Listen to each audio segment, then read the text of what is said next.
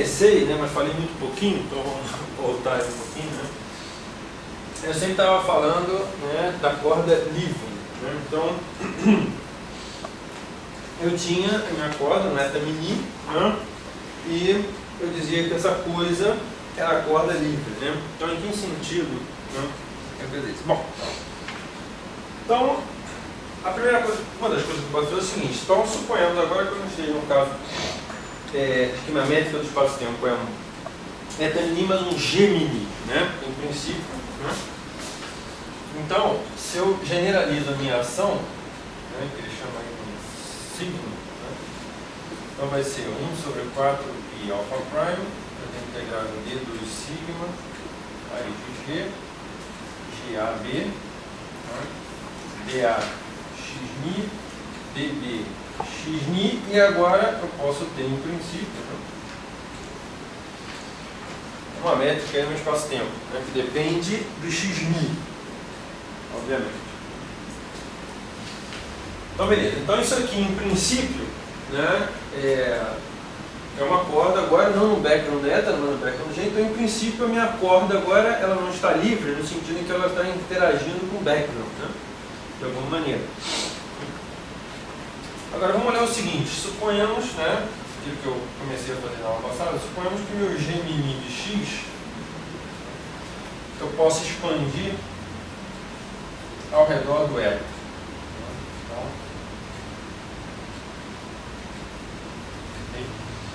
Então, se eu pego um G, né, de maneira que ele é quase Minkowski, né, e expando, né, a minha ação, né, vai ficar um eta mais um termo que, né? Então, na integral de caminho,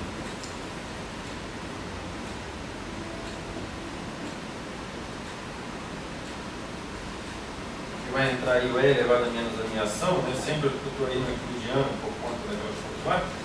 Então, isso vai ser E elevado a menos a ação de Polyakov, né, que é o termo em eta, e mais, né, e aí quando eu expando no meu que, né, eu vou ter 1 menos, aí eu vou ter 1 sobre 4π alfa prime, integral sobre a minha variedade, meu x, d2 sigma, raiz de g, gab,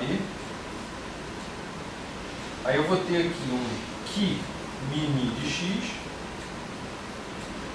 dA xni, dB xni e mais, né, no princípio, termos aí que eu vou parar por aqui, mas no princípio teria termos aí, né, igual superior em que. Beleza. Então o que eu vejo é o seguinte, eu tenho, bom, isso aqui é o que eu tinha antes, e a minha correção, né, vamos colocar assim, eu tenho um que aqui, e esse cara parece muito, né, com o operador de vértice do meu gráfico. Na verdade, ele tem quase, ele é, né, da mesma forma, né? Eu só tenho que esse que aqui, né, só tem que ser de uma forma. Então, se esse que, eu pego esse que mini de x aí, né, como menos 4π gc, né, coloco aí minha constante de acoplamento, é elevado a ik x e um s, né, mini, né, como se diz, uma polarização, né? Então esse cara aqui é exatamente, né, o operador de vértice do gráfico. Okay? Então, como eu terminei na aula passada, né, o que eu vejo é o seguinte, é que a minha corda num background, né, interagindo com um background Gemini, na verdade nada mais é do que ela interagindo com o estado coerente de gráfico, né, que é obtido a partir da exponenciação do meu operador de vértice do gráfico.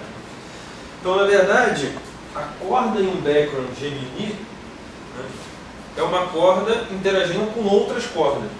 Na verdade, é o que eu estou interagindo com o estado coerente, mas no fundo é isso, né? Ela está interagindo com outras cordas aí. Então, por isso que eu digo, né, que isso aí é uma teoria interagente e o eta é uma teoria livre. Então eu vejo que fazer isso aqui não é acrescentar algo na minha teoria. Em princípio, eu poderia imaginar que que considerar uma generalização desse troço aqui, eu estaria colocando algo a mais na minha teoria, né? Ou outra teoria, o que seja, mas não é. Né? Não é porque isso aqui pode ser interpretado como um estado coerente de corda, vamos colocar assim. Né? Então, no fundo, essa teoria é a mesma que eu tinha antes, só que uma teoria interagente onde eu tenho aí um estado coerente. Okay? Então, não é nada de novo, digamos assim. Okay? Mas aí acontece uma coisa interessante, né? Então, a minha corda, portanto, ela, né, se eu tomar isso como modelo, né, ela interage com o background no Gemini, que é um estado coerente do operador de vértice do gráfico. Né? Só que eu tinha, no meu setor de massa zero, lá da minha corda fechada, eu não tinha só o G. Né? Eu tinha o G, né, que era o gráfico, vamos colocar assim. Eu tinha o B, que era o Calvin-Ramon, e tinha o Φ. Então esses caras também têm operadores de vértice associados a eles, né, como eu mostrei aqui. Okay? Então, se esses caras, né, o B e o Φ, também têm operadores de vértice associados a eles, então eu posso também considerar o quê? Estados coerentes desses caras. Né, que vão corresponder ao quê? A alguma coisa no background. Né? Então, isso aqui me induz, né, a uma generalização. Né? Então eu posso generalizar a coisa. Né? E a minha ação, na verdade, eu não incluo só então o gráfico,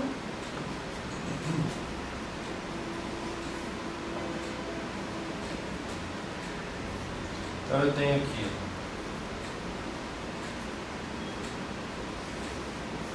mas eu tenho que colocar aqui também, em princípio poderia colocar aqui também os estados, os background dos outros campos, né, que vem de um estado clássico, né, uma exponenciação do operador de vértice. Então, aí você põe o I aqui por conta de unicidade, essas coisas.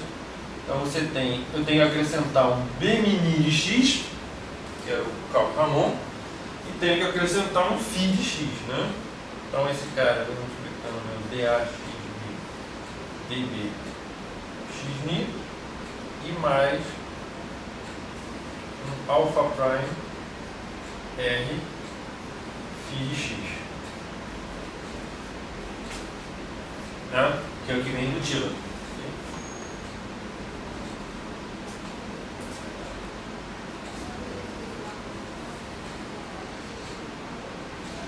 Então essa aqui, né, é uma generalização dessa coisa aqui, né, que em princípio, no caso mais geral possível, eu teria que escrever. Na verdade, esse aqui também não é o caso mais geral possível, obviamente. Por quê? Daqui a pouquinho eu chego aí. Mas por quê? Porque eu não tenho só esses caras no meu espectro. Não? Esses caras, o G, o B e o Φ, eles são só os caras de setor de massa zero. Okay? Só que eu tenho mais caras aí no meio. Na verdade, eu tenho infinitos caras, né? Se você considerar todo o espectro da minha corda fechada. Tá? Mas, beleza. Se eu paro no setor de massa zero, no setor de massa zero, então, a ação mais geral da minha corda, né, fechada, né? Bom, não só fechada, mas a generalização da minha corda aí é interagindo com G, com B e com Φ. Esse R aí é do G pequeno, né? Do G pequeno, daqui a pouco eu vou ter uma dificuldade que eu vou ter que escrever o G do X, mas aí eu vou botar uma barra em cima. Tá? Esse R é do G pequeno.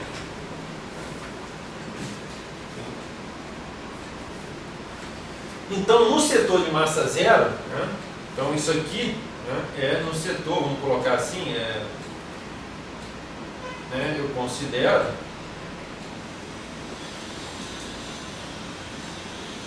setor de massa zero.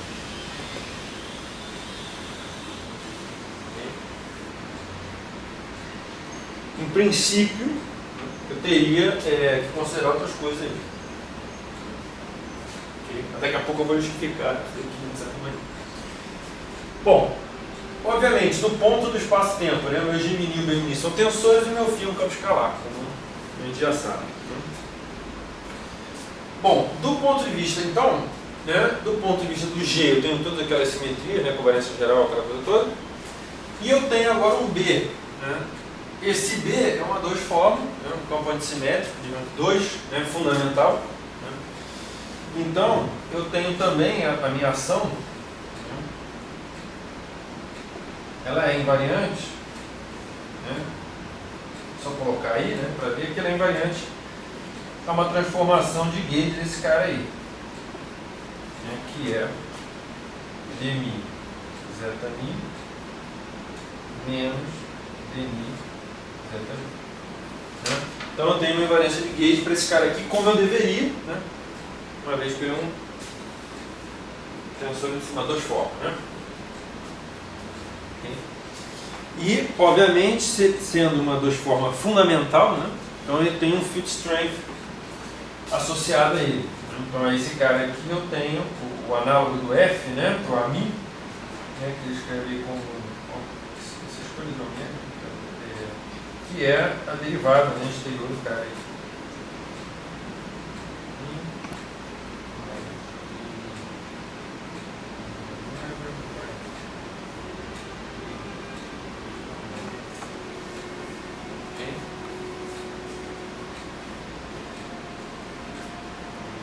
Que é o field strength associado a esse cara aqui. Então, do ponto de vista do espaço-tempo, a minha teoria tem que descrever, né, uma teoria para o Gemini, para uma dois forma, né, com field strength H, e para um campo escalar. Então vamos ver como isso funciona. Bom, aqui começa o meu problema, né? Agora vamos olhar do ponto de vista da worksheet, né? Do ponto de vista da worksheet, né, isso aqui é o que? Bom, esse termo eu vou discutir depois, vamos olhar só para cá, né? Ele é esse cara não contém, ele só contém X aqui dentro, né? Mas vamos olhar. Esse cara aqui nada mais é do que um modelo que a gente chama de modelo sigma não linear. Né? Eu tenho aqui um termo, né, em dx, né, porque do ponto de vista da worksheet, meus X são escalares. Então eu tenho aqui uma teoria de D campos escalares, né?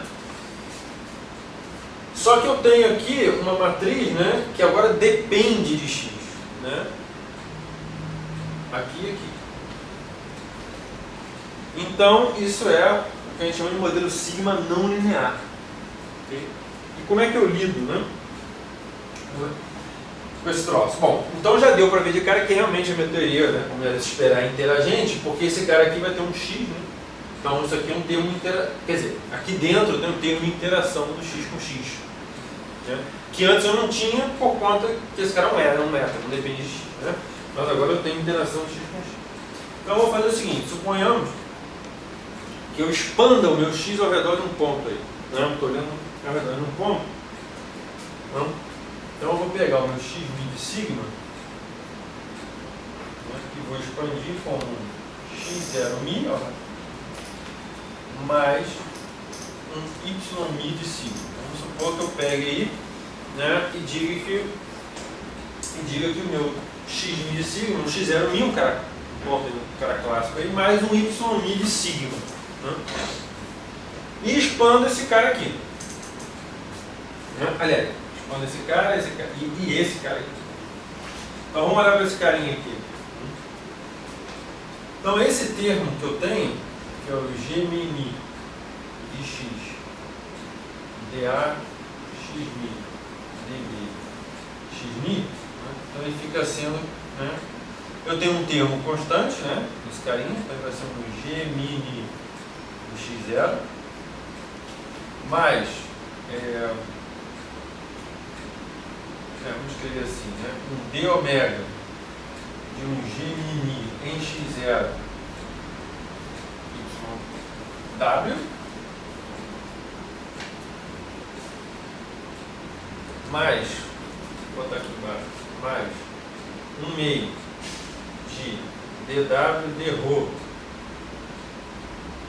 Gemini x0 y w mais, né, e aqui fora eu vou ter dA mi dB mi.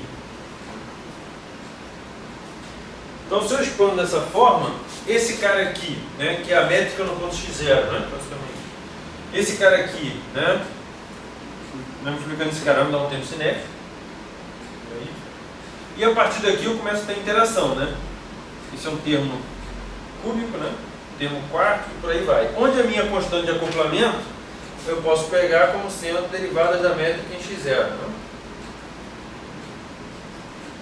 Então, as derivadas da métrica no ponto x0 vão desempenhar o papel aí da minha constante de acoplamento. Essa coisa aqui é chata de lidar, né? Porque em princípio isso aqui vai até... Mas eu vejo que esse G, derivadas da métrica, na verdade, podem ser encaradas como constante de acoplamento. Okay? Então, se eu olho aqui, né? Então, agora vamos justificar o seguinte, vamos pegar... Por que em geral, né, vocês vão ver aí, em geral a gente sempre pega, os caras sempre pegam essa ação aqui. Né? Bom, essa ação é o seguinte, se o meu, suponhamos que a escala,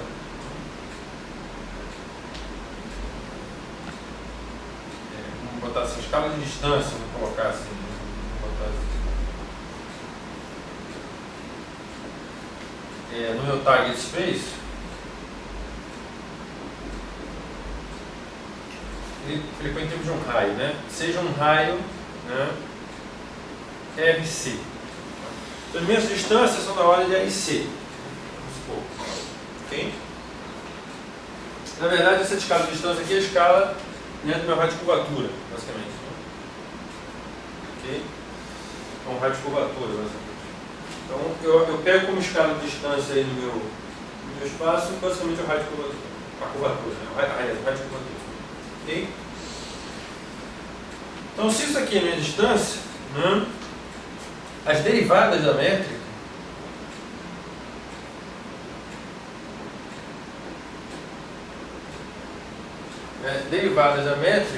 elas têm escala, obviamente, RC a menos 1. Okay?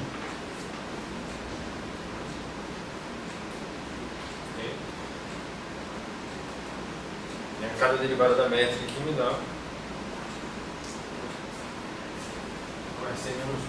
beleza. Então eu escolho, né? Então, daí, né, a minha constante de acoplamento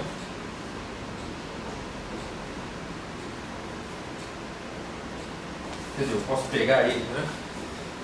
Sem dimensão, né? Com dimensão zero, né? Vamos botar assim, sem dimensão, tá? Dimension, assim. Eu posso pegar como raiz de alfa prime, que é basicamente o que? Era o L, né? Era o comprimento da minha corda, com LC a menos 1. Ou, em outras palavras, é um L sobre raiz de 2, bom, raiz de 2 menos 1, RC. Então, em geral, a minha constante de acoplamento vai ser desse tipo aí, sem dimensão, né? Então ela vai ser um L sobre RC.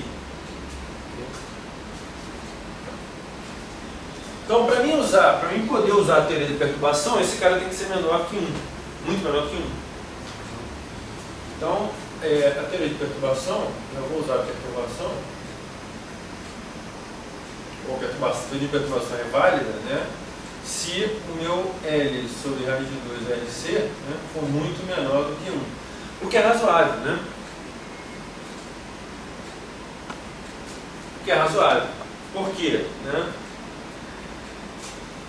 Porque eu estou supondo que a escala, né, o raio de curvatura do meu espaço aí é muito maior do que a dimensão da corda. Então é razoável.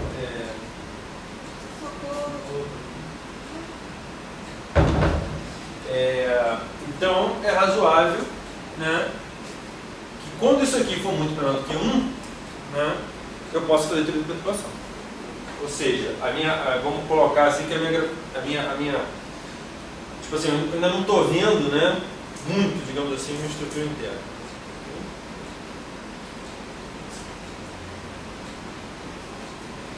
Então, dessa maneira, né, eu posso usar o que a gente chama de teoria efetiva.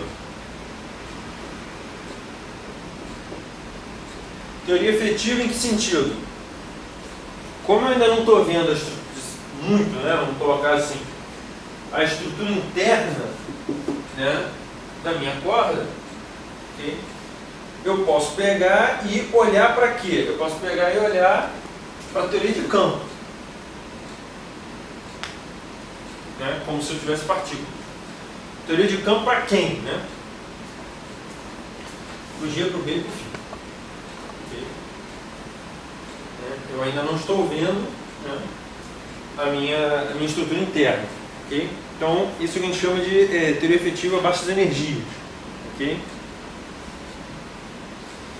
Então, beleza. Então, o que, na verdade...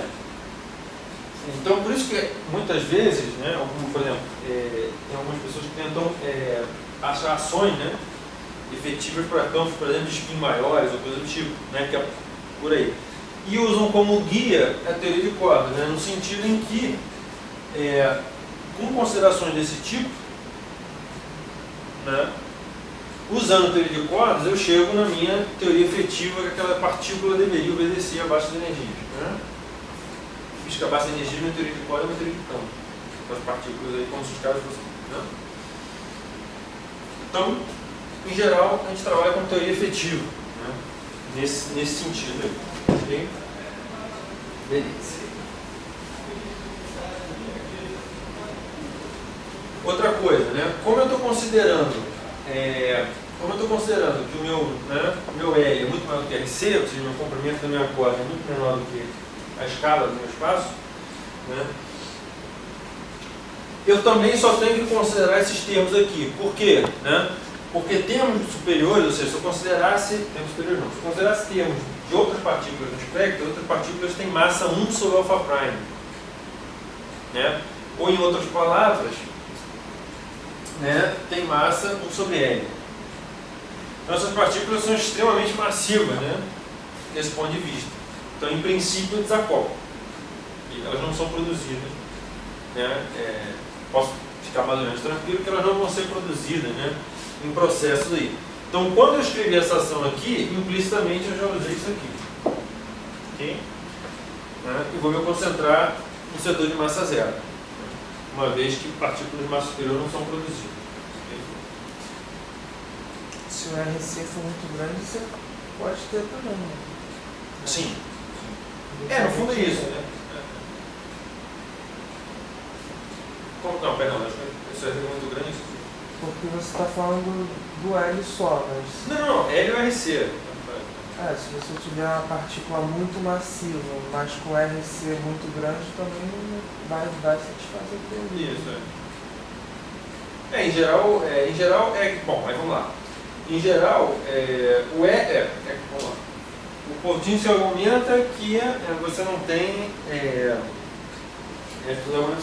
parâmetros livres, né? Porque uma vez o seu L, você espera que seja lá da escala de Planck, né?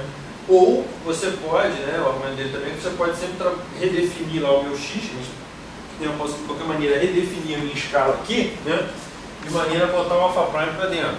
Tá bom. Só que, no fundo, não é tão livre assim, porque não tem nada na minha teoria que fixe o L. Né?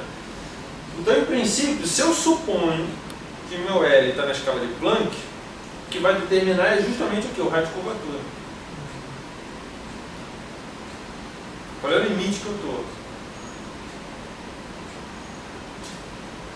Então, essa estrutura toda ela só vai entrar realmente quando eu estou com RC1. Né? Quer dizer, quando eu estou com RC muito grande, eu não preciso usar a estrutura interna da minha coisa lá. Eu posso trabalhar com as coisas aí, né, como se fosse um partido. Agora, se eu estou num RC muito pequeno, aí já era, né? Eu tenho que usar todo o aparato que eu tenho, porque eu já estou no limite de energia onde eu tenho que usar a teoria de corda mesmo, né, no sentido, né, mais amplo. Okay? Então, em geral, é o RC que determina a coisa. Agora, obviamente, você pode brincar com os dois. Né?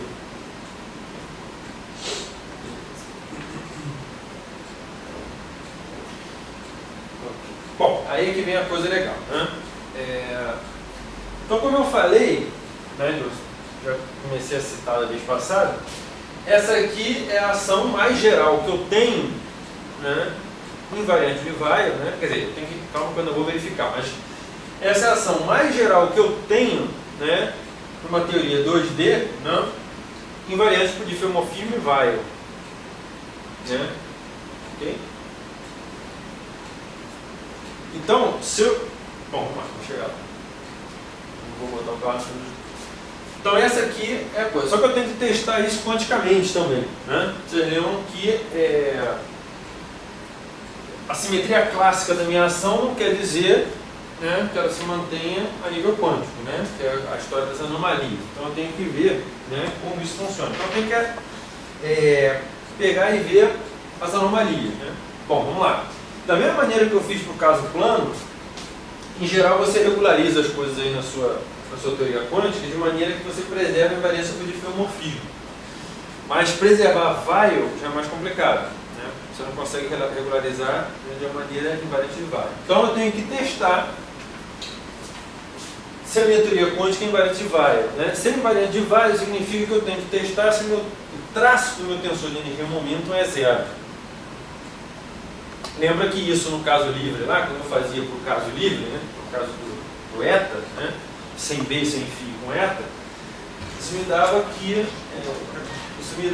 o traço do tensor de energia momento, né? O traço do tensor de energia momento era proporcional lá ao A, né? E ao C, que era ao D, que era proporcional ao D menos 20C lá, né? Então aqui eu tenho que fazer a mesma coisa, então vamos lá. Então eu vou considerar o limite, então eu tenho que testar, vou colocar assim, né? Eu tenho que testar a invariância de Weyl.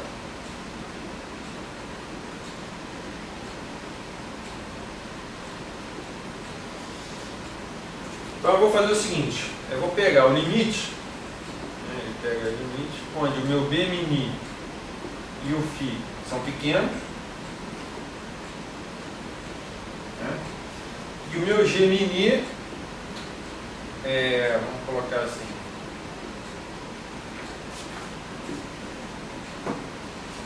aproximadamente eta, né, eta mais uma coisinha, né, justamente isso aqui, né, eta mais o meu Ki.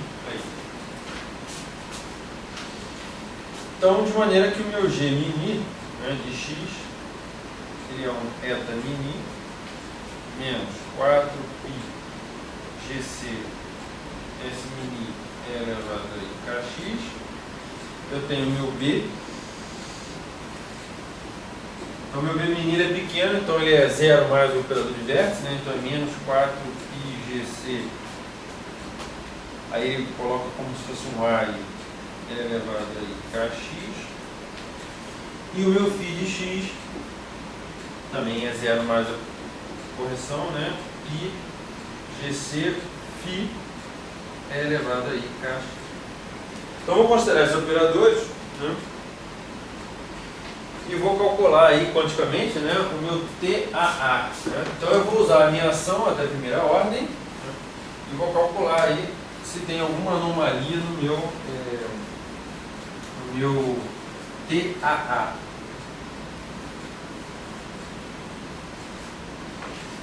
Se eu faço isso, eu vou chegar no seguinte resultado. Eu vou chegar com o meu TAA, ele é escrito dessa forma aqui, menos 1 sobre 2 alfa prime. Aí eu vou ter um cara aqui, que eu chamo de beta G mini, GAB, TA, dBx mi menos isso sobre 2 alfa prime beta B mini epsilon AB TA x mi dB x mi, né? E menos 1/2 do beta φ é,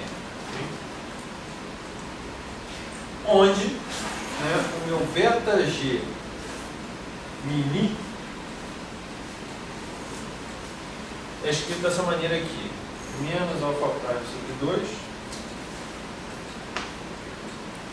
D2 Ki mi menos D mi D omega Ki mi omega menos D mi D omega Ki omega mi mais D mi Ki ômega, mais 2 alfa prime dmi φ. Ok? Essa coisa aí. Para o beta bmi, eu tenho menos alfa prime sobre 2 de ômega e aquele H ali. E para o Dilaton, né, aquele beta φ ali, ele é D menos 26, né, aquela história,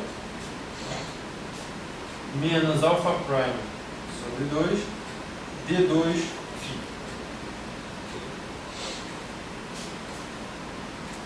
Bom, esse beta, né, os caras chamam de beta exatamente porque esses caras têm a ver com a função beta, né, da minha teoria lá, né? E eu não sei se vocês reconhecem, essas coisas aí.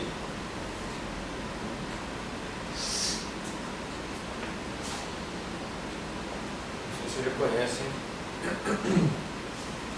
essas equações.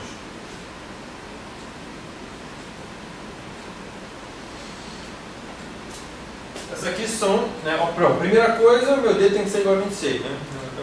Segundo, essas coisas aqui são os limites lineares das equações para o G-mini, para o B-mini e para o φ.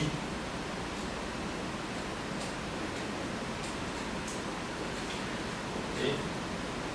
Então eu estou obtendo as equações de movimento, né, lineares, na aproximação linear, né, para o G, para o H e para o φ, acoplados aí.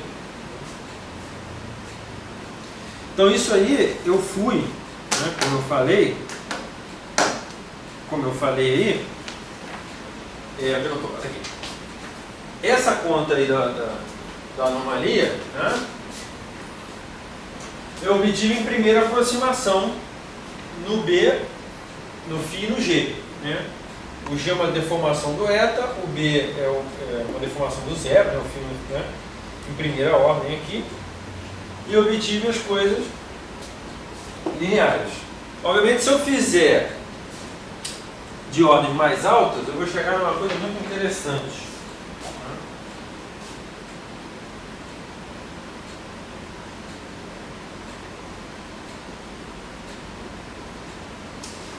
Né? Se eu agora for ordens mais altas, né, no meu G, no meu V e no meu φ, eu vou obter uma coisa bem legal, que é o BG mini vai ser alfa prime R barra mini, agora vem aquela coisa, né? O que eu chamo de R barra aqui agora é o tensor de Hit do espaço-tempo agora.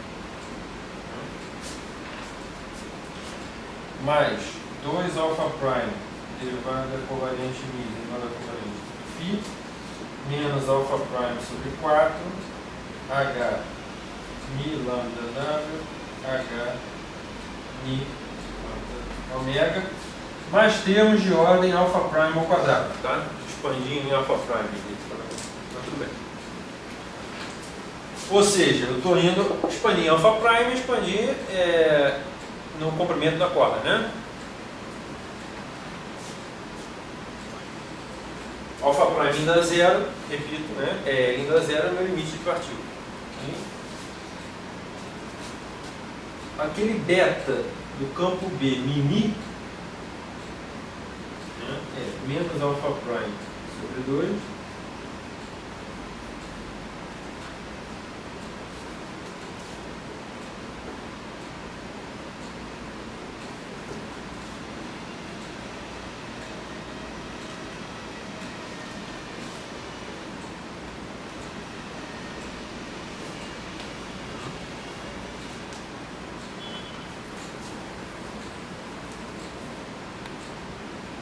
e o meu Bφ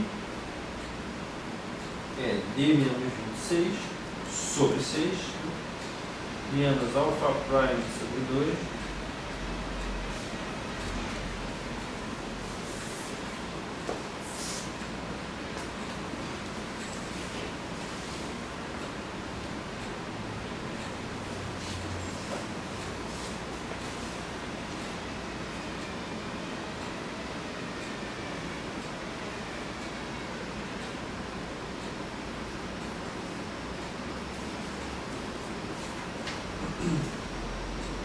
Bom, eu não estou fazendo as contas, mas só para mostrar os resultados, né? Porque as contas são meio chatinhas.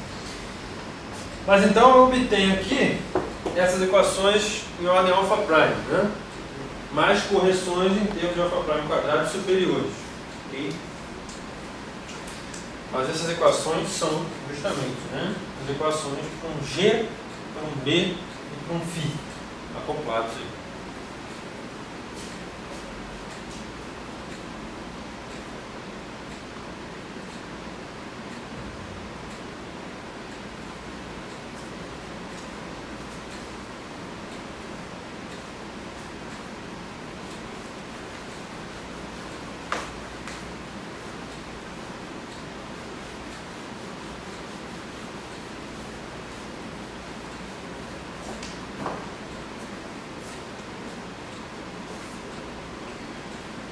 Bom, se a minha teoria é invariante de Weyl, né, quanticamente, né, não tenho anomalia, não tenho nada, isso significa que o TAA igual a zero, né, que é a invariância de Weyl,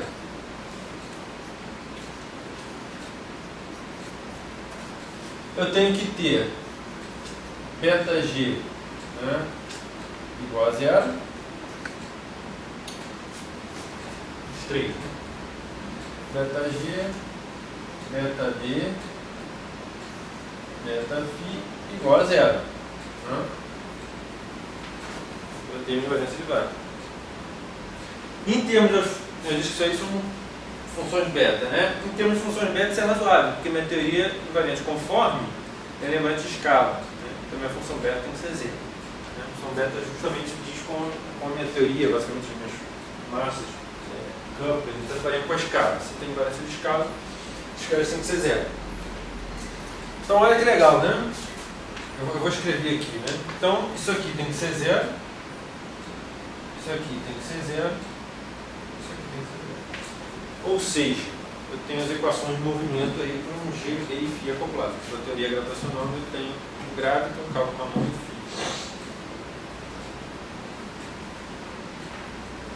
E se eu for adiante, com correções em alfa prime, né? Quadrado.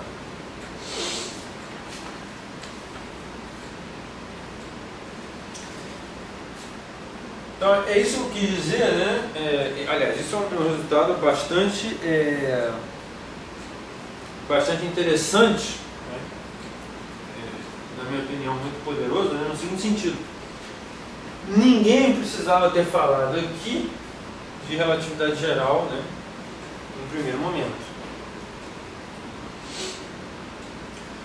A única coisa que eu fiz foi o seguinte: eu tinha operadores de. Eu já paguei, lembra? Tá aqui. Eu tinha operadores de tal de operadores de vértice, né? E aí eu peguei lá o meu. Bom, na verdade eu peguei lá o meu G, vamos supor, peguei aí o G, escrevi como um eta mais um cara lá, né? E cheguei, beleza. Aí eu montei a minha ação. Montei uma ação, na minha teoria 2D, mais geral possível, né, com esses caras aí, né, ou melhor, mais geral possível, que fosse invariante por diffeomorfismo Weyl. Estava brincando lá e resolvi fazer isso. Beleza. Quando eu fiz isso, eu cheguei aqui. E para ter invariância de Weyl, isso tem que ser zero. Agora, se eu resolvesse, né, pegar um estado coerente desses caras e ir além, eu ia chegar aqui e esses caras tinham que ser zero para eu ter invariância de Weyl. Mas quando eu chegasse aqui, eu ia ter exatamente cair na minha frente, né? Vamos botar assim e está geral na minha cara.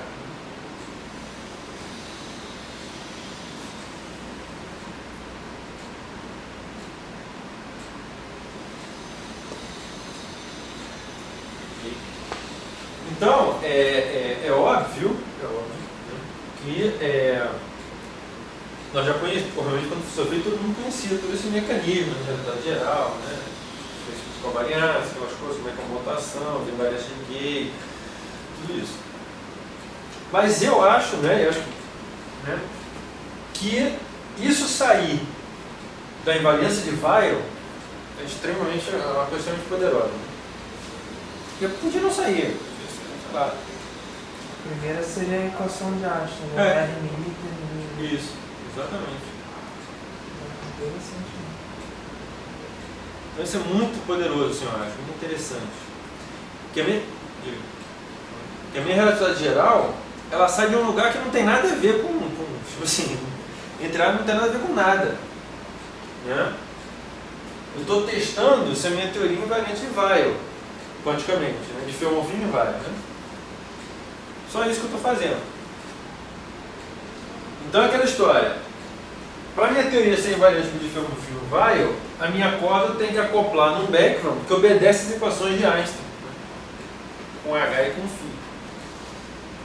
Obviamente, repito, se eu for além dessa aproximação, né, se eu for além dessa aproximação, obviamente eu espero que apareça mais coisa aqui ainda, né? Porque aí eu não vou ter, não só apareça aqui, como apareça para baixo, né? Porque eu vou ter um G, um B e um φ, mais outros campos aí que spins e massas mais altos aí que vão aparecer, né? Então é muito legal isso, eu acho muito interessante que a minha realidade geral apareça num lugar que, em princípio, não tem nada a ver com... Né? Eu não estou nem falando de espaço-tempo, estou falando da minha teoria em 2D. Então isso é muito legal. Bom, se eu olhar para as equações aqui, né, essa coisa interessante, né? Se eu olho para essas equações aqui, você vê que o φ, né, o meu dílaton, né, ele sempre aparece com derivadas, né? Então, como ele sempre aparece com derivadas, eu tenho uma invariância, né? Eu tenho uma invariância, né, em φ, indo em φ mais uma constante, né, constante em x. Né?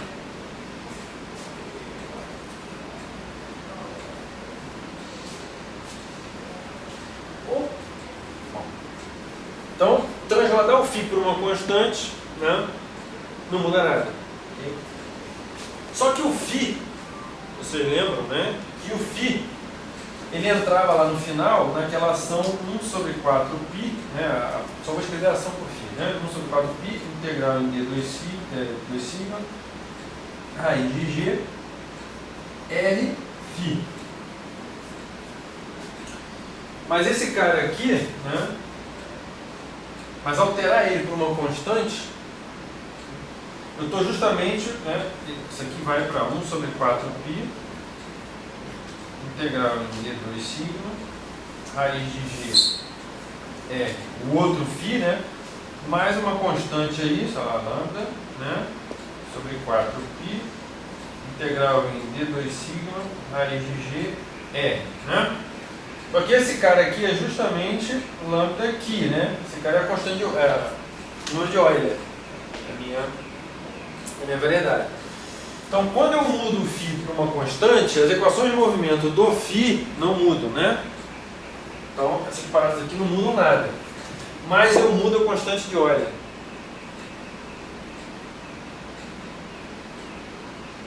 Ok? Da minha variedade lá.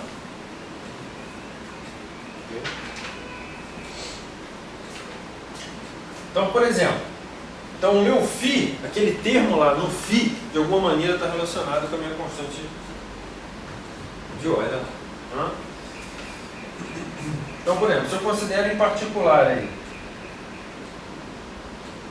vamos supor que a minha corda está num background trivial, né? Quer dizer, quase trivial. Né? É o G mini de x é o eta, beleza? O meu B mini de x é 0. E o meu φ de x é uma constante. E aí vai cá.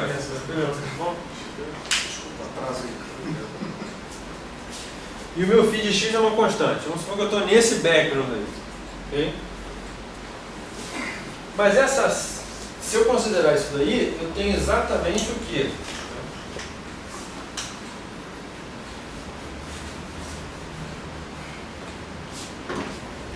Se eu considero esse troço aqui, a minha ação, bom, eu não vou ter o termo em B, o acoplamento com B, O acoplamento com G vai dar beta mini, então eu vou ter exatamente a ação de poliácono. Agora, o meu φ vai entrar na ação, naquela parte da ação lá proporcional ao número de Euler. Okay? Então, nesse caso aí, eu vou ter a minha ação, vamos colocar lá, a minha ação, eu vou ter menos a ação de poliácono, menos, né, um lambda aqui, onde o meu lambda agora é o φ0. Que é o valor do dilaton, nesse caso. Só que vocês lembram que o meu lambda está relacionado à constante de acoplamento, né? do meu vértice lá, no operador de vértice de emissão e absorção de uma corda. Então, né, o meu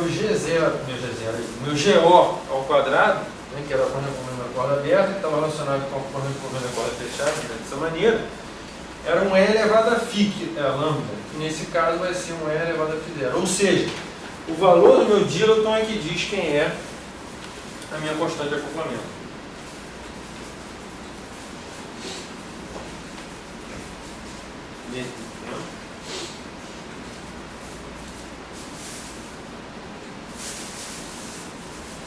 Então, de alguma maneira, o meu dilaton ele está relacionado com as minhas constantes de acoplamento. Então, as minhas constantes de acoplamento, elas não são livres, totalmente livres na minha teoria. Ao contrário da teoria de campos. Em geral, na teoria de campos, você pega a sua constante de acoplamento e taca lá, né? E depois você mede, viu, né? Como é que funciona. Aqui, na verdade, a minha constante de acoplamento é determinada pela dinâmica, né?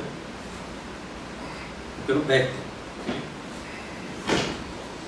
Então, mudar, né, o meu lambda, nesse caso aqui, né, se eu mudo o lambda, né, é a mesma coisa, vamos lá. Então, se eu mudo o lambda, né, eu não estou mudando a teoria, basicamente. Né? Se eu mudo o lambda, eu estou mudando esse valor aqui. Então, eu estou mudando o background. Então, mudar o background, né, muda a minha constante de acoplamento. Então, a minha constante de acoplamento é determinada de alguma maneira pela dinâmica do background, de alguma maneira. Né? Isso aqui é um caso particular. Isso. Okay? Então, realmente, a única constante livre que eu tenho na minha teoria, ou não, aí a gente vai discutir, é o alpha prime, é o L. Em que escala eu espero que a minha física de cordas apareça. Né? Okay? Se nós acreditamos realmente que ela deve aparecer da ordem da escala de Planck, aí esse cara é livre, né? No sentido em que eu espero obter efeitos de corda na escala de Planck. Então aí beleza. Então, aí nesse caso não tem nada livre. E além disso, obviamente, né, bom, não falei disso, o D tem que ser igual a 26. Se o D não for igual a 26, eu não tenho isso igual a zero. Então a minha teoria tem uma anomalia que vai. Então, como se diz, né?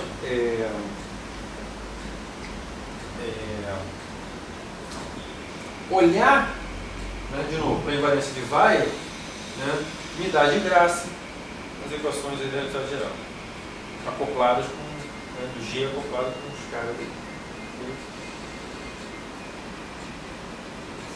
Outra coisa também, né, que tem a ver com esse lambda também, é o seguinte: em princípio você poderia pensar, né, que como acontece em teoria de campo, em geral você poderia pensar que se eu pegasse a minha ação, né, lá e mudasse o G, o B e o φ, eu estou mudando a teoria. Né? Porque do ponto de vista do modelo do sigma não linear, se eu mudo a matriz lá, o meu G, né, o meu B, o meu φ, né, eu estou mudando a teoria, estou escrevendo outra teoria lá com outra matriz lá conectando as derivadas. Né?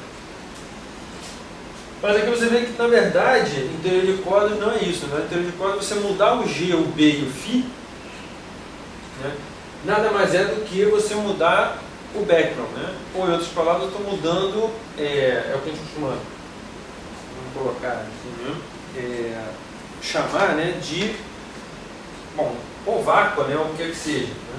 Você está mudando, né, o background, você está mudando o estado ao redor do qual você está expandindo a sua teoria. Então você não tem diferentes teorias mudando G, B e Φ. Você tem a mesma teoria, só que expandida ao redor de diferentes vácuos. Se você levar isso aí muito longe, né? Aí já no nível lá da superstring, essas coisas todas, aí você vai chegar, por exemplo, naqueles problemas lá do landscape, aquelas coisas. Em princípio, as soluções das suas equações aí dão diferentes vácuos ao redor dos quais você pode expandir sua teoria. E aí a pergunta última tudo bem, você tem algum vácuo desses, por exemplo, que me reproduz, né, a nível de baixas energias o modelo padrão? A resposta é sim. A resposta é sim. O problema é achar um mecanismo que me explique ou descreva, né, por que a natureza escolheu esse vácuo. Né? Ou seja, qual o mecanismo que me leva a esse vácuo? Isso aí ninguém sabe. Isso aí não tem. Isso é um problema conhecido, né, como o problema do landscape. Eu tenho uma paisagem aí, né, com vários mínimos locais, vários vácuos. Né? Aí, primeiro de tudo, eu tenho que achar qual que me serve, beleza? Tem alguns aí que me servem. Agora, qual que a natureza escolhe e como ela escolhe, vamos colocar assim. Isso aí. Por quê? Porque nós não conhecemos a dinâmica dos caras. Né? No princípio, para resolver questões desse tipo, eu tinha que expandir, tinha que considerar a ação toda, né? Com todos os caras lá dentro. É um problema no mínimo. É um problema no mínimo difícil, né? Para não dizer, né, impossível, no sentido de que eu tenho uma expansão infinita, né? Tenho que considerar os operadores de vértice e estados de todo o meu espectro, né? Princípio, né? E além disso você teria que ter uma teoria de campo para o negócio. Né? Então a coisa fica difícil. Mas em princípio, né, na teoria, no conceito, é isso que está acontecendo.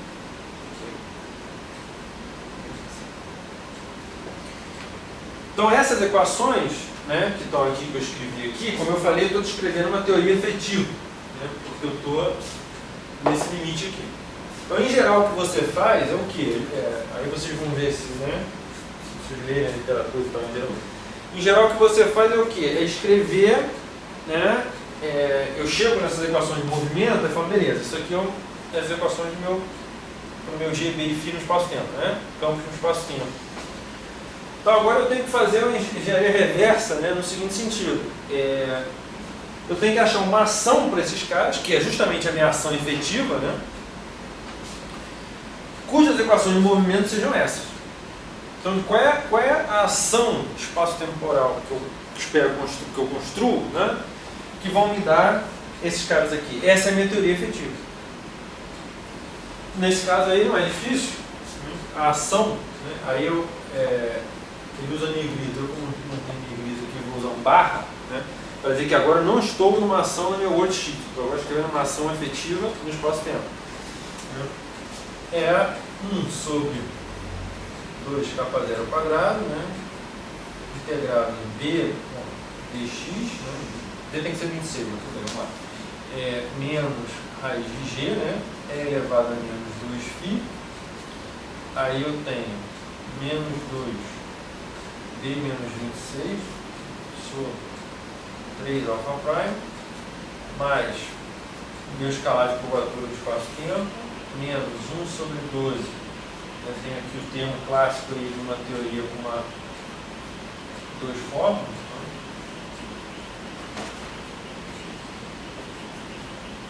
Mais 4 dmφ, mais termos, obviamente, em alfa prime.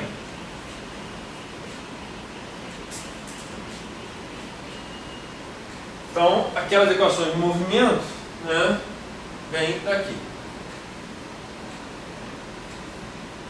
Essa é a ação efetiva que eu obtive a partir da minha teoria de cordas. Essa é a minha teoria efetiva que eu espero que seja a teoria para os meus campos G, B e Φ.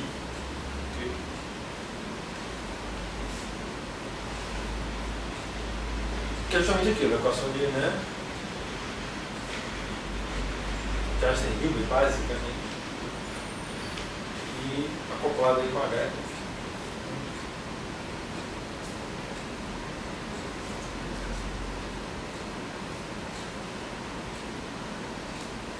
E aí, bom, as equações de movimento, vocês podem variar essa ação, né? E aí, beleza, vai cair ali.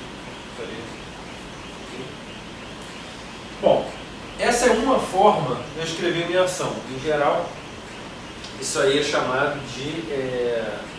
a gente chama, né? Quando a gente escreve a ação desse jeito, ela em geral é chamada de... no que a gente chama de string frame.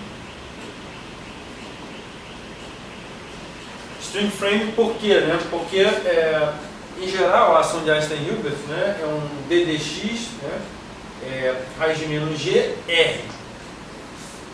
Aqui eu tenho um e elevado a menos 2φ, né, basicamente. Então, essa ação é escrita no que a gente chama de string frame. Se eu fizer uma redefinição da seguinte maneira, eu vou escrever um g til μ, né, de x, como sendo um e elevado a 2 ômega x, é uma transformação conforme. Né? G μ de x. Seria uma transformação de while no espaço-tempo agora. Cuidado, né? Ou seja, eu vou fazer uma transformação de while, não no meu outro sheet, igual eu sempre fiz por aqui, mas agora é uma transformação de while no meu espaço-tempo. Okay? Então, isso aqui é uma transformação de while.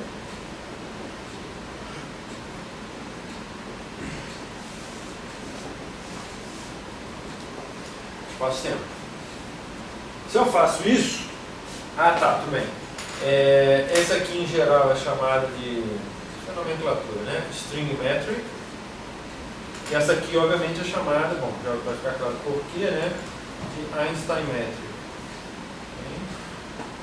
Métrica de Einstein, métrica, sei lá, bom, aí eu vou mudar a mudança no meu trabalho de HIT, é dado por essa coisa aqui.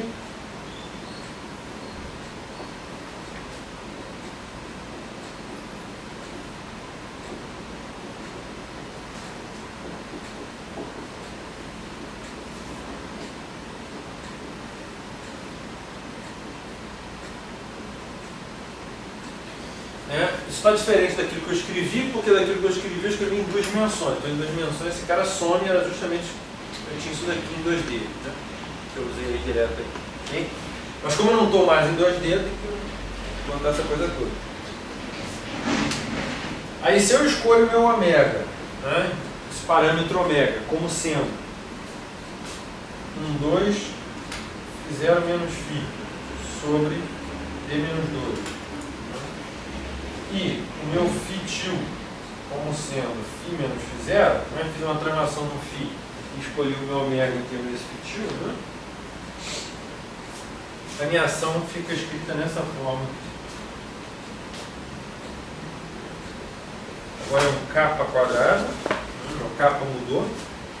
Eu tenho uma integral em dx raiz de menos g til. Aí agora sim, né? Menos 2 d menos 26 sobre 3 alfa prime. Aí eu tenho aqui um termo e elevado a 4 φ sobre d menos 2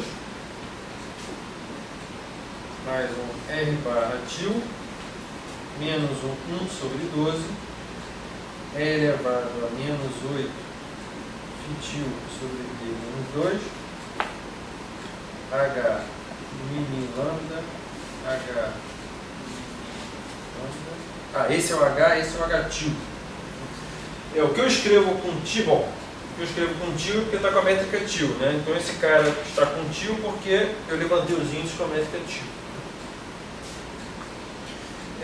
Menos 4 sobre d menos 2 d mi do φ til. Novamente um d til mi no φ til, novamente o d está contigo porque eu levantei o índice com g til, mais ordem alfa prime. Né? E o meu kappa mudou, né? Pelo na questão de acoplamento aí mudou, o capa, né? Mudou para um L elevado a φ0, né? Então agora está tudo certo, quer dizer, tudo certo. Está tudo da maneira mais ou menos como você escreve. Agora, se olhar para o termo de Einstein-Hilbert, é exatamente 1 sobre 2k², integral em dx, raiz de menos g, r. Obviamente eu ganhei um fitil aí acoplado em vários lugares, mas tudo bem, deixa eu lá. Mas a minha parte de Einstein-Hilbert está escrita da forma canônica. Então essa ação é o que a gente chama de... ela está escrita no Einstein Frame.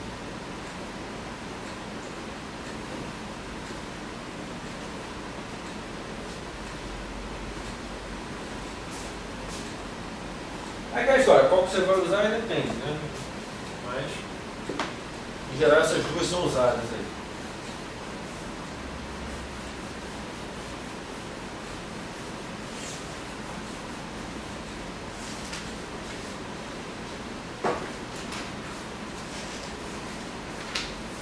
Bom, moral da história.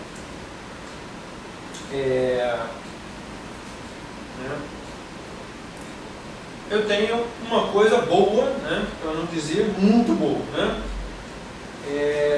Essa coisa boa é a seguinte, é que eu tenho a relatividade geral saindo da minha teoria. Então é nesse sentido, tá, que eu mostrei aqui, que vocês ouvem falar por aí de que a relatividade geral sai da minha teoria. Então essa é a coisa boa, né? A coisa boa é que eu obtenho a relatividade geral das equações de Einstein da minha teoria, né, a partir da minha teoria de corda, e não só, eu também obtenho potenciais correções em alfa prime. Okay?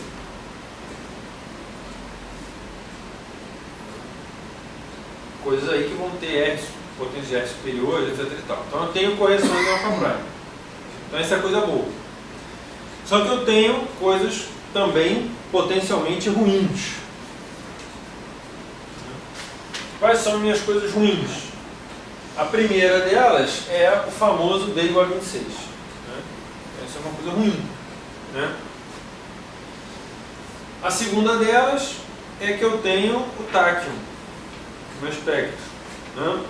Mas como eu argumentei, o tachyon não é tão ruim assim, no sentido em que ele basicamente diz que eu estou expandindo a minha teoria no vácuo errado. Estou expandindo ao redor de um máximo local e não um mínimo. Né? Então, em princípio, meu trabalho seria descobrir qual é o meu vácuo verdadeiro, né, para poder expandir. Né? Aí eu vou aqui. Aí, se a teoria bosônica tem ou não esse vácuo, né, aí você vai discutir. Na verdade, a teoria bosônica tem um deles. Né? Tem um vácuo, tem um mínimo. Tá? Quando eu expando não tem tachyon, é tudo bonitinho. Né? Mas aí é a história para a teoria de campo, né? De corda. Mas tudo bem, então o tachyon em princípio pode ser grave ou pode não ser. Okay? E terceira coisa ruim, não tem férmio. Né? No meu espectro, na minha teoria, em nenhum lugar apareceu um férmio. Isso é mal porque eu sei que férmio existe na natureza. Então em algum lugar isso tem que aparecer. Né? Então beleza, esses dois últimos, o tachyon, né, e os férmios, eu vou resolver daqui a pouquinho, quando eu falar da supercorda. Né? Quando a gente entrar na supercorda, eu vou ver que a supersimetria vai resolver o problema do tachyon e dos férmios. Vai haver férmio no meu espectro, okay? E o tachyon não vai estar lá, uma vez que eu imponho a supersimetria no espaço-tempo. Okay? Mas o D igual a 26 não vai ser resolvido, ele vai ser melhorado, mas não resolvido, porque eu vou passar para D igual a 10. Okay? Então, beleza. O problema do D igual a 26, né, ele pode ser um problema, mas eu tenho uma saída. A saída é o fato de, justamente, por eu ter minha realidade geral, né, eu tenho meu espaço-tempo dinâmico. Né? Então, em princípio, o meu espaço-tempo ele não é um eta, né? Eu posso ter um g, e em princípio eu posso ter o quê? Eu posso ter backgrounds aí onde eu tenho 4 dimensões expandidas, né? As 4 aí que eu vejo, né? Com eta, e eu posso ter as outras 6 ou as outras, sei lá, 22, né? Compactificadas. Obviamente, ter acesso às dimensões compactificadas só a altas energias, porque pelo menos na física que nós temos por aí, eu não tenho acesso a esses caras. Mas em princípio eu tenho uma potencial solução, que é compactificar na teoria. Okay? Então beleza, então eu posso considerar que a minha métrica, GMN, né, no espaço-tempo, né, ela pode ser, nada me impede que eu possa escolher ela como um eta mini, a solução bom, deixa quieto, eu vou chegar lá. E aqui nas minhas dimensões internas, que eu vou chamar aqui de MN, eu tenho aqui um cara que depende de XT. Ou seja, eu tenho eta nas 4 lá no espaço-tempo e tenho um GMN de XP, né, no princípio aí de uma variedade compacta, nas que restam. Okay? Então, obviamente, o meu, que eu chamo MN grande ali, vai de 0 a 25. O MI, né, vai de 0 a 3. E o N pequeno vão de 4 a 25. Né? São minhas coisas aí internas. Então, em geral, o meu espaço-tempo, eu posso, né, o meu espaço-tempo, ele pode ser uma variedade de Minkowski, né, vezes um kappa. Aí. Um M4, né, vamos colocar assim, um M4 e um kappa aí 22, né, então, okay? Então esse kappa aqui, né, ele tem dimensão, né, 22, né, é 22D e compacto.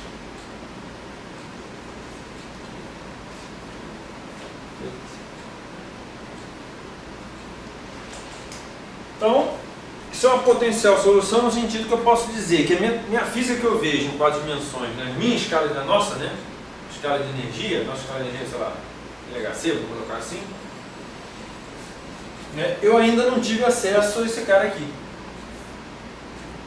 Eu estou numa escala de energia, ou em outras palavras, numa escala de distância, que eu não tenho acesso a esse cara ainda. Né? Então eu só vou ter acesso a esse cara aqui. Okay? Então isso é uma possível solução. Né?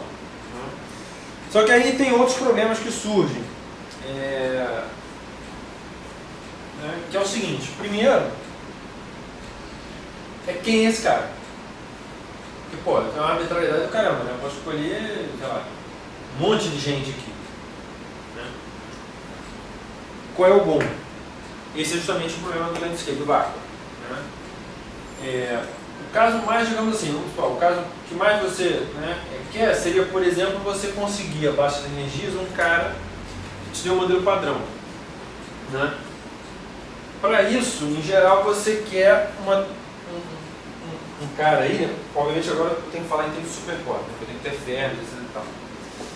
Eu quero um cara aqui, né, que tenha, bom, aí por questões de, por exemplo, no meu modelo padrão eu tenho que ser capaz de colocar férmions quirais, né? Então eu tenho que ter uma teoria que tem supersimetria no máximo n igual a 1, ou seja, supersimetria simples, né? N igual a 1. Quando eu faço isso, eu vejo que esse cara aqui tem que ser aquela famosa que vocês devem ter ouvido falar, né, variedade calabial, né?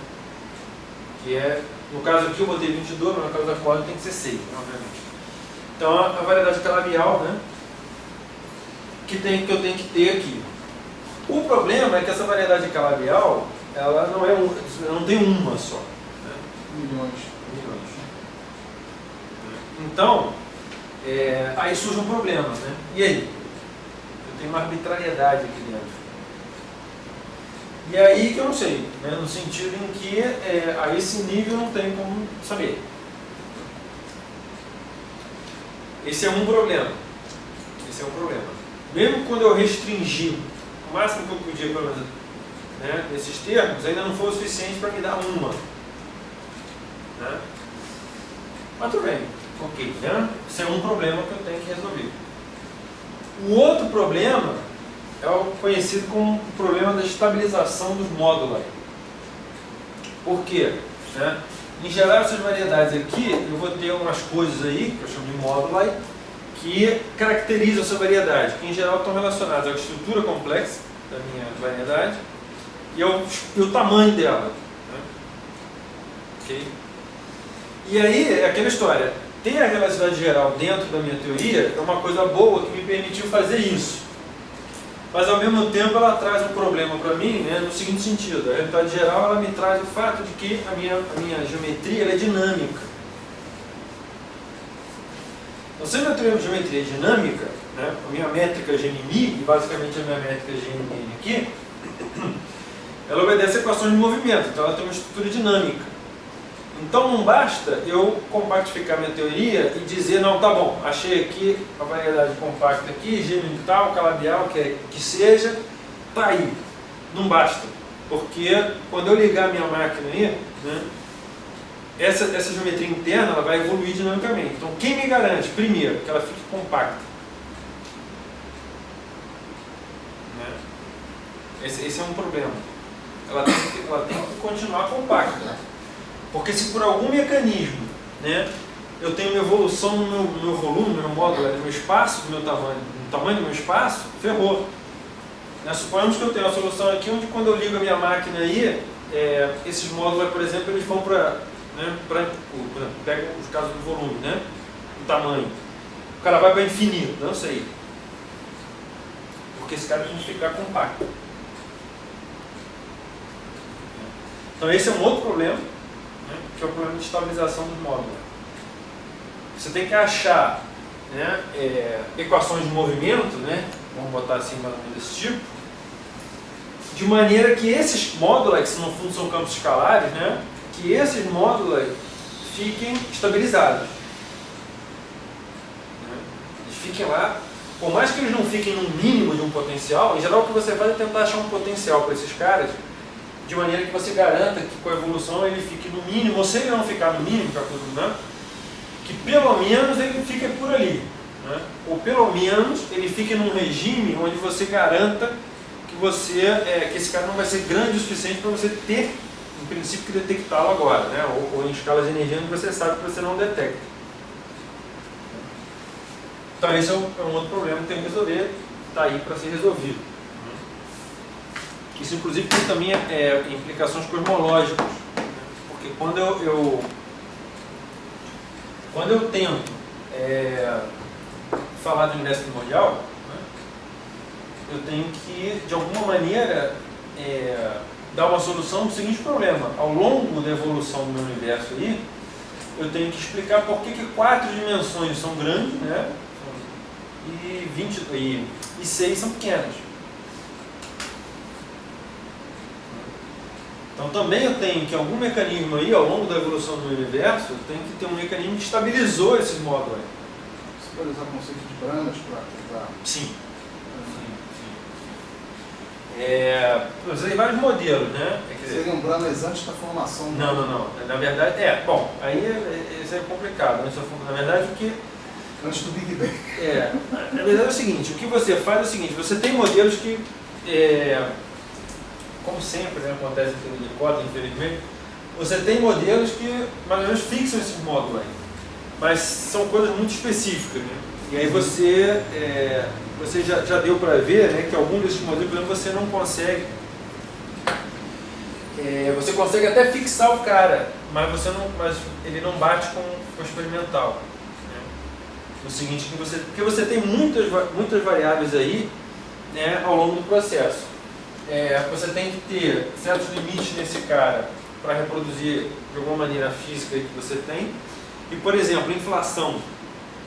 Quando você fala em inflação, em geral, os modelos de inflação, né, que tem por aí, você tem que essa inflação em geral é feita por um dilaton, por um inflaton, né, por um campo escalar, né, responsável aí por garantir esse regime inflacionário por um período de tempo, né, e depois a inflação tem que acabar.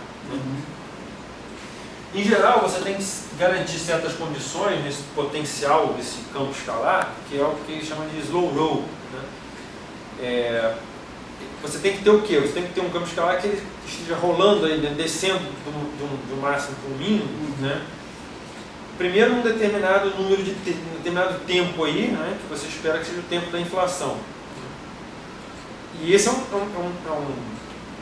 isso te dá uns certos vínculos, né, no seu potencial, né, que você também tem que obedecer nesses mecanismos aí de estabilizar essa variedade aqui.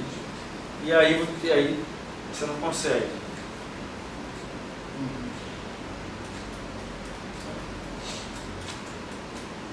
Aí você tem alguns mecanismos, né? Tem mecanismos aí que você, por exemplo, usando superpotencial, correções não perturbativas no seu superpotencial, né? Coisas do tipo. Mas aí tem um modelo de Branas, por exemplo, você pega na verdade você tem que pegar e você tem que colocar nessa variedade compacta aqui, você tem que colocar Branas, ou muitas vezes você tem que colocar não só Branas, você tem que colocar uma coisa que a gente chama de orbifold. E aí você tem que colocar esses caras em determinados pontos da sua variedade, né? E você tem que ligar fluxos, né? Nesses carinhos. Aí alguns você consegue, outros não. Quando você consegue, você fere esses limites aí da inflação e coisas do tipo, né? Nos outros você ainda não consegue. Então o pessoal tenta arrumar mecanismos aí de fixar os módulos aí, né? Obedecendo os parâmetros experimentais que você espera. E novamente aquela história, né? A gente consegue, mas sempre quando o pessoal, né, consegue fixar, você fere alguns. Você não conseguiu tudo, né? Se conseguisse, né, já tinha, né? Não estava aqui no sentido que ele já tinha, né, estourado. Então, esse é um problema. Estava aqui mesmo. Aí a sala estava lotada. Estava lotada. Estava lotada mesmo, pois é. Ele já tinha, já tem a solução, né?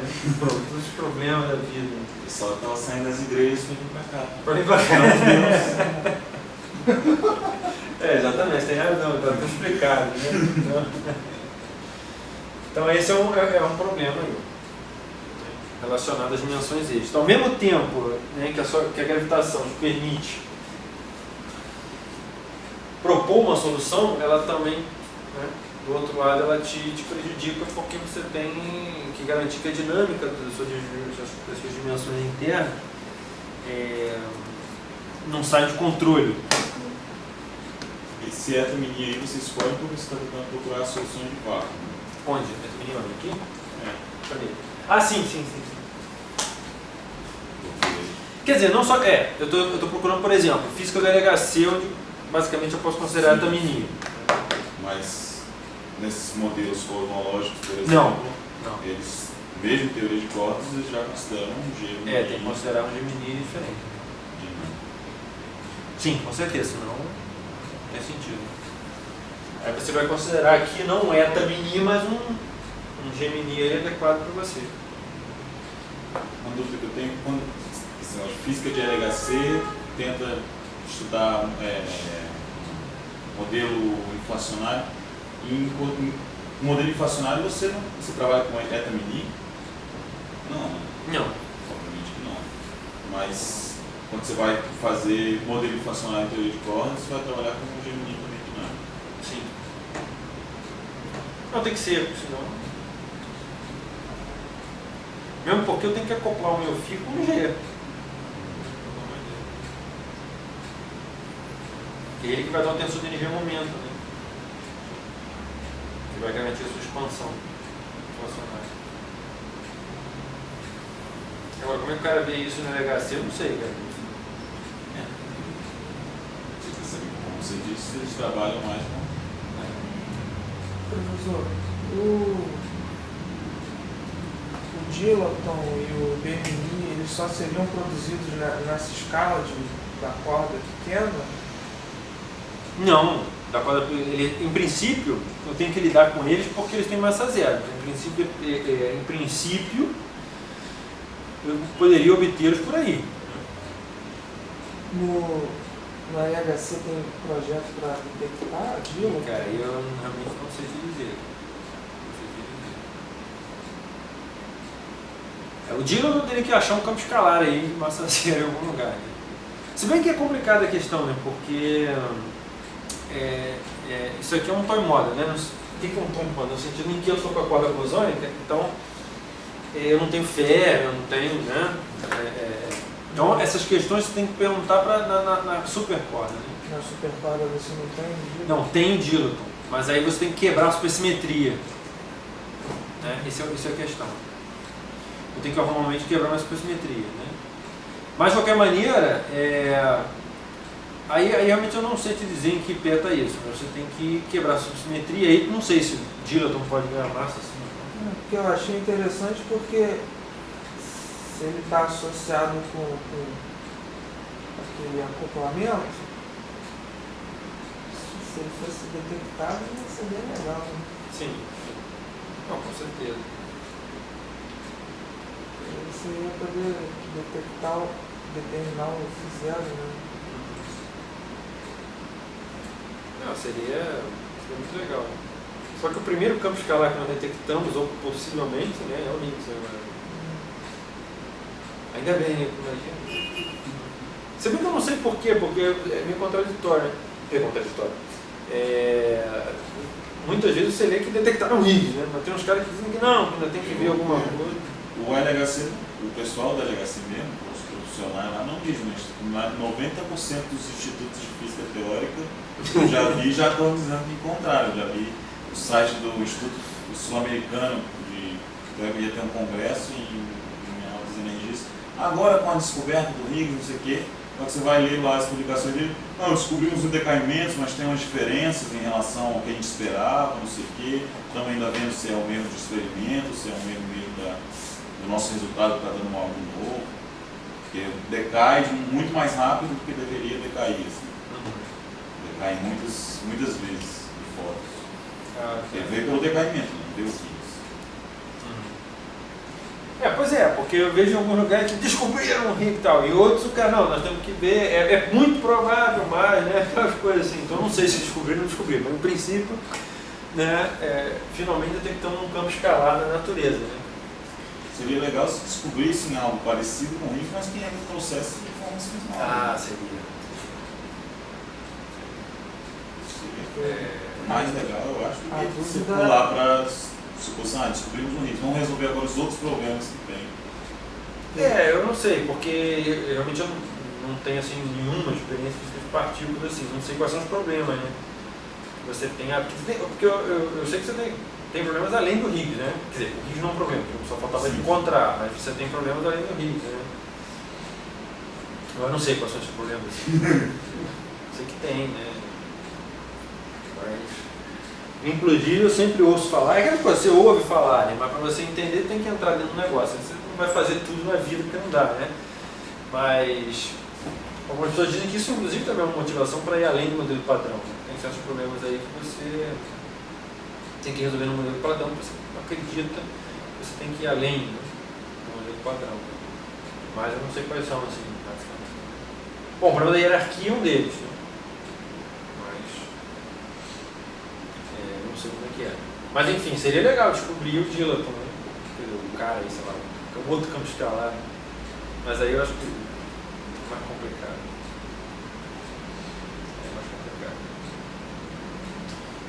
Eu não sei como funciona, mas eu sei que, por exemplo, tem experimentos na LHC para detectar dimensões extras, né? Possíveis detecções de dimensões extras. Não sei se é essa escala. Não, isso seria fantástico, cara. Aí, pô, uma festa. Dimensão extra, pô, isso é muito maneiro, mas não sei. Uma coisa que eu não entendi, assim, que eu entendo matematicamente, mas que eu não consigo entender o que significa fisicamente, é essa compactificação da dimensão. Ela tem que ser pequena. O que é uma dimensão que ela como dimensão é pequena? É um círculo. Mas por que isso é uma dimensão como as outras? Não, o que você quer dizer? Bom, é uma dimensão como as outras. Quer dizer, bom, vamos lá. O que você quer dizer? Né? É porque a gente está acostumado com dimensões, está acostumado com dimensões extensas. Né? É isso que eu tenho muita dificuldade. Matematicamente, sei lá, já me acostumei a ver isso, mas... É uma possibilidade. Mim, o velho exemplo é o da formiga, né? Aquela história no fio. Você pega um fio muito, né? Formiga vivendo lá no fio, né?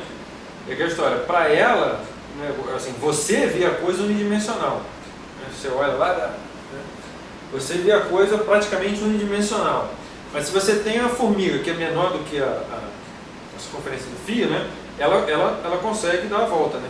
Então ela tem acesso a uma dimensão que você não tem. Né? Você, digamos, olhando daqui de longe, né? Estou lá longe, né? Eu vejo uma linha. Mas à medida que eu vou chegando perto, né? Outra imagem, eu vou vendo que aquilo não é uma linha, aquilo é um cilindro. É mais ou menos a mesma coisa. Então quem que tem acesso àquela dimensão? Por exemplo, a formiguinha lá, que é menor do que o negócio, ela tem acesso porque ela consegue andar e ela fala, pô, eu ando por aqui e chego no mesmo lugar, né? É como você andar na Terra, né? Igual o Colombo lá, né? Você anda aqui, se eu conseguisse, né? Não esbarrasse em nada, então nadar, eu ia andando e ia chegar no mesmo lugar. Falo, pô, alguma coisa tá estranha, pô. Estou andando para frente. Eu não vejo nenhum indício de que em algum momento a Terra está fazendo, ou seja, que a Terra é uma esfera, né? Que ela está fazendo assim, né? E aí eu vou andando reto, pô, não vejo curvatura nenhuma, de repente eu estou no mesmo lugar que eu saí.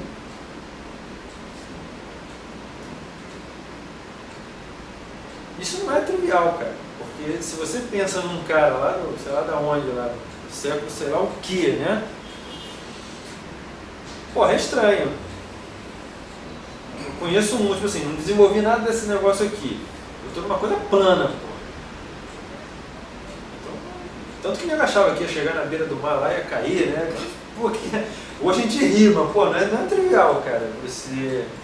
Não é trivial. Você não vê a curvatura da Terra, vê? Eu não vejo. Só embaixo tem um horizonte no mar. Você vê a vela do navio de Pois é.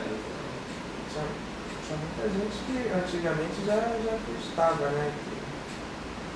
Que a Terra era redonda. Não, tudo bem. Eu não estou dizendo que não dá para, né? Tem como coisa, mas em princípio você aqui andando, pô. Agora, quando eu olho de fora, né, pô, é uma maravilha. Então é basicamente isso, né? Eu estou numa escala de energia que eu não vejo esses caras. É muito difícil você falar em dimensões com caras. Ah, tá, cara. Você... não, mas eu entendi. Mas que parece que eu fico tentando imaginar como é que pode uma dimensão estar dentro da outra, mas não faz. Não, cara, o problema é que você está lidando com um limite fora da sua capacidade de percepção. É a velha história da mecânica quântica. Mecânica quântica você como é que se diz? Você se apoia na abstração, né? Você se apoia na abstração para poder fazer alguma coisa, porque você nunca vai ver um próton para frente, um elétron para frente. Então, você se apoia na abstração, né? Então, se eu não consigo ver a dimensão, se ela existe, porque ela existe, se eu não consigo ver, é só coisa matemática mesmo.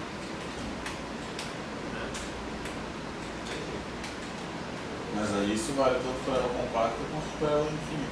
Sim. Não, o problema dela é infinita que eu vejo, né? Não, isso aí ser externo.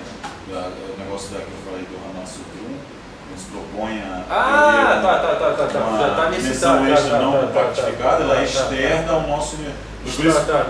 Por isso que para mim é difícil, sei lá, comparar porque eles fizeram de um jeito que a dimensão extra é algo que a gente não percebe porque ela é...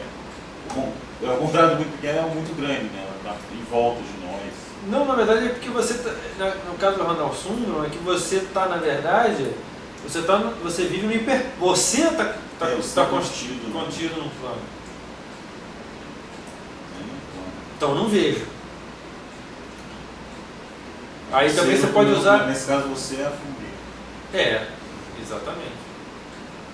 Exatamente. Suponhamos que eu sou um ser chato, né? Digamos assim, chato que eu digo, eu sou chato, né? Eu digo chato, né? Geometricamente. Na superfície da Terra, né? Eu estou no plano. Para mim que sou, né? Eu tenho uma dimensão para cá, mas um cara chato não vê isso. Não, no caso deles eu consegui entender mais do que no caso da compacta. Que aí lá eles falam que você está na Brana.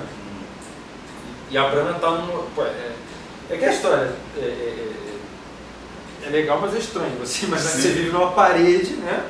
Você vive numa parede, você não pode sair da parede. A única coisa que sai da parede é o gravito, a gravitação. Né? Tá valendo, cara, tá valendo. Pode ser, por que não, né? Eu acho que, inclusive, nesses esquemas de random sum que você... agora eu tô chutando, tá? Mas acho que deve ser nesses esquemas aí de random sum que você está tentando detectar na LHC dimensão extra. Você pode ter fuga de momento, né? Agora, para mim, tudo é bizarro, cara. A questão é o seguinte, as dimensões infinitas, né? Vou botar assim, né? Elas não são tão bizarras no sentido em que a gente vive desde criança com elas, né? Então, mas é tão bizarro quanto assim no fundo, né? Porque você sempre pode se perguntar por que elas são estendidas. Você pode perguntar. E se são estendidas mesmo, né? Até infinito, né? O que seria infinito? Não sei também. Se considerar nível de universo, eu não sei o que é infinito. Se é infinito. Não, mas tem que ter alguma coisa que seja infinita. Porque se você disser que ela não é estendida, quer dizer que ela é compacta e ela está contida em algo. Sim. Então tem esse algo, necessariamente, se ele também for compacto, ele também vai ter que ter um final infinito. Tá bom, o final é infinito, mas esse final tudo bem, mas esse final infinito pode ser algo que eu não tenho acesso. Sim, você não tem acesso ao pequeno, você não tem acesso ao pequeno. Tá, tudo bem. Você está dizendo que o universo por si só é compacto, né, que existe algo fora dele. Se você chamar de compacto, é necessariamente dizer que ele é fechado e se ele é fechado tem uma borda. Alguma coisa que é fechada tem uma borda. Aí é que tá. Ele tem uma borda se você fizer um embedding dele no espaço maior. Se ele não está embebido em nada, ele não pode ser compacto. Eu não sei se ele tem uma borda, sei lá, cara, eu já não sei. Eu matemática não sei. Não sei, realmente não sei. Por exemplo, você precisa fazer um embedding do S1 no R2, por exemplo?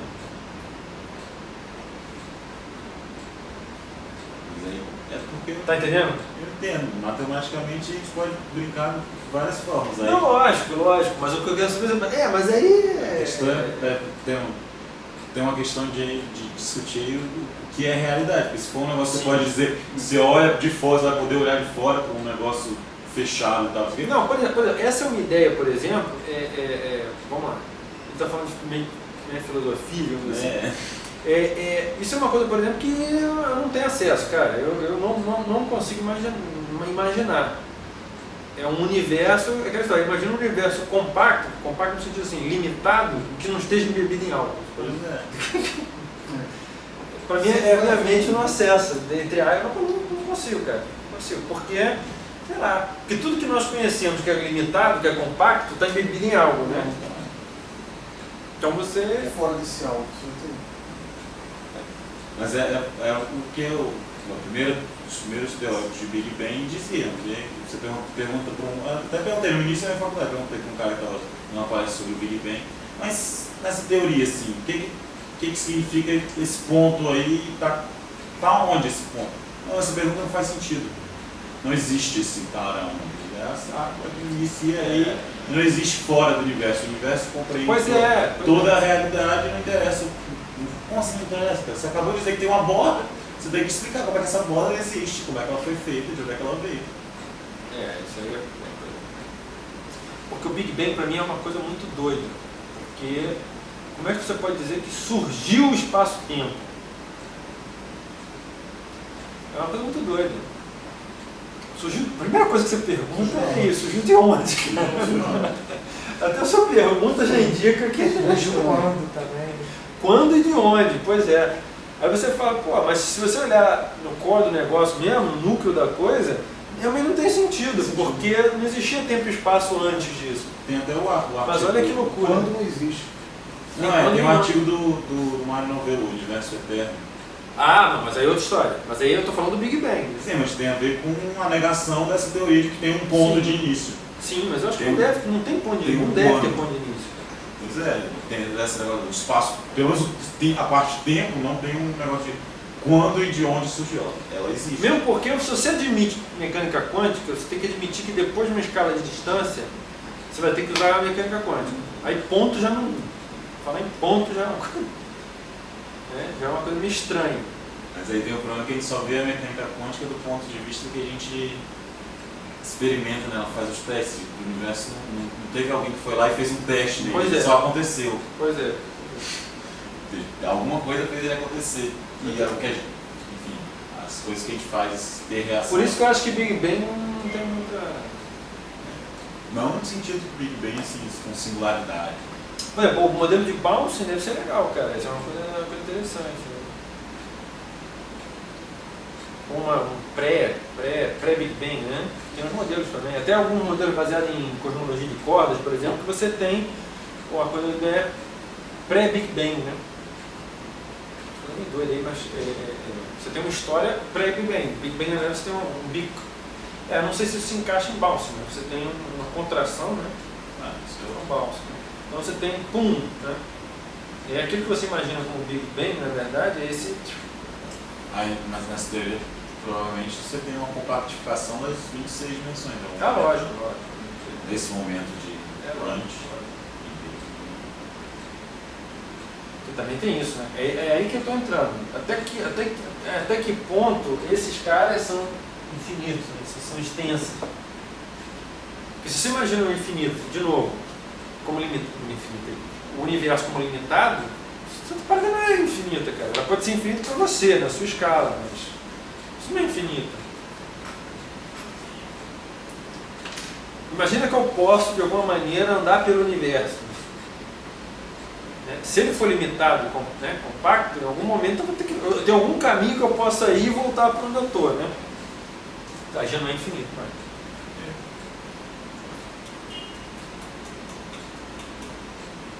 Na teoria do Randall Sundrum, as 4 dimensões do universo são compactas. Né? Não, a Brana? A Brana é uma região. Não, calma. Ela não é compacta. É um hiperplano infinito. Localizada no... Né? É muito muita abstração até mais. Eu tenho aqui minha dimensão extra. A gente vai falar de Brana aqui, né? E eu tenho a minha Brana. Eu estou aqui. Aqui eu tenho modelo padrão, né? Aqui eu tenho tudo. A única coisa que escapa é a gravitação, né?